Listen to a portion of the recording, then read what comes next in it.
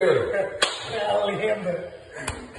Parabéns, meu irmão. Parabéns, Então, sério. Eu vi aqui, ó, segunda-feira eu tava aqui, vi o vídeo. Moleque do cara, aqui, ele não pode estar na maconha, tá ali o polícia. Mano, eu falei, puta que foi o cacique, trau! Maconheiro vidente, pô. Vai ficar famosíssimo, hein? Parece vidente, bicho. Parabéns, meu irmão, tem meu apoio. Eu sei que você agiu ali, ó, trau, ninguém tem sangue de barata com essas coisas aí. Você ficar sendo humilhado na frente da minha mulher, não. Ixi, Maria, vai se fuder. Mas você pode ter que encher seu saco, hein?